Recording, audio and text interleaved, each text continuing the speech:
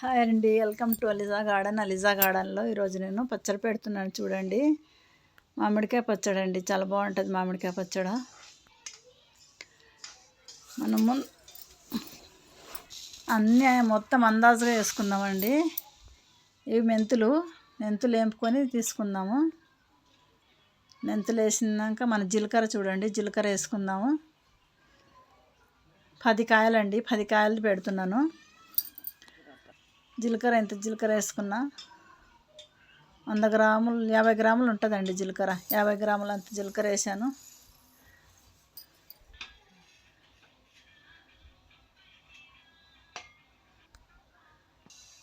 ఆవాలు వేసుకుందామండి.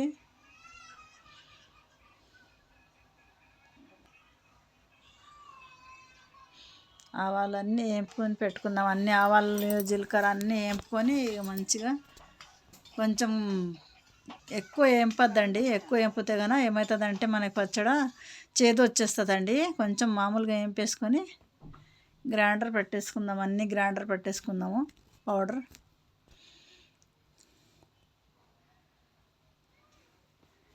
నేను మా గార్డెన్లో వీడియోలు తీసేదానికి కొంచెం నాకు ఇది అవుతుందండి, లేట్ అవుతుంది. కొంచెం ఈ మధ్యలో తీయలేకపోతున్నాను, ఎందుకంటే కొంచెం బిజీలో ఉన్నాం కాబట్టి తీయలేకపోతున్నాము. అలిజా గార్డెన్ అన్నాను కదా, అలిజా గార్డెన్ పేరు మా పాపదండి. పేరు అది పాప కనిపిస్తుంది కదా, ఆమె పేరేనండి అది అలిజా గార్డెన్. అయితే ఇంకా మళ్ళా ఆ పాపకి వాళ్ళ చెల్లె పుట్టింది. ఇప్పుడు ఆమె ప్రెగ్నెంట్ ఉన్నిందండి. ఆమె ప్రెగ్నెంట్ ఉంటే వీడియో తీయలేకపోయింది. పైకి రావాలా కదండి, ఇంక రాలేక తీయలేకపోయింది. ఈ వీడియోలు ఎక్కువ తీయలేదు ఈ మధ్యలో. మేము షార్టే తీస్తున్నాను. మామూలుగా షార్ట్ నాకు రాదు కదా, ఇంక పిల్లలు తీస్తారు కాబట్టి కొంచెం లేట్ అయింది. అన్నీ నేనే తీయాలంటే అవ్వదు కదండి, అందుకోసమే కొంచెం ఇది అయిపోయింది. ఇక కొంచెం ఇప్పుడు కొంచెం అవి ఇంట్లో ఉండేటి వీడియోలో వేస్తున్నామండి. కొద్దిగా 1 స్పూన్ పసుపు వేసుకొని మళ్ళీ మనం మ్యాంగో కారం ఉంటుంది కదండి, మ్యాంగో కారం వేసుకుందాం ఇందులో. ఇక మనం నూరుకుని పౌడర్ అన్నీ వేసుకుందాము. జీలకర్ర, మెంతులు, ఆవాలండి 3 పౌడర్ కలిపేసుకుందాం ఇందులో.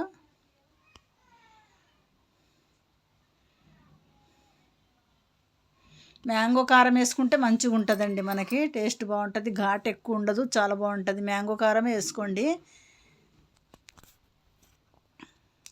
మనకు ఉప్పు మామూలుగా ఉప్పు ఎంత కావాలో అంత వేసుకోండి. అందరు కొలతలతో వేస్తారు, కానీ నేను కొలతలతో వేయనండి ఎప్పుడు కూడా అంతే. అలాగా నేను నా అందాజ ప్రకారంగా నేను వేసేసుకుంటాను. ప్రతి ఒక్కరూ ఒక కొలత వేయాలా, ఒక 2 కొలతలు వేయాలా అంటారు, కానీ నాకు అట్లా ఏమి ఉండదు.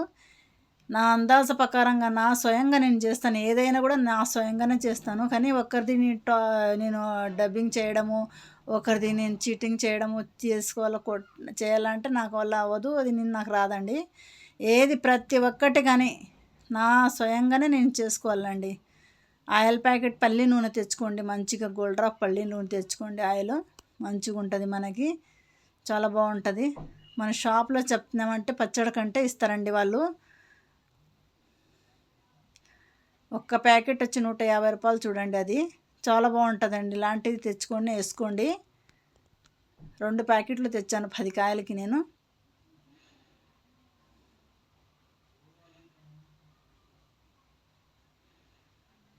మసాలా మనం ఎంత మసాలా వేసుకుంటేనే మసాలాలు బాగుంటుందండి. ఎంత అన్నీ వేసుకోవాలి, పొళ్ళు బాగానే వేసుకోవాలా.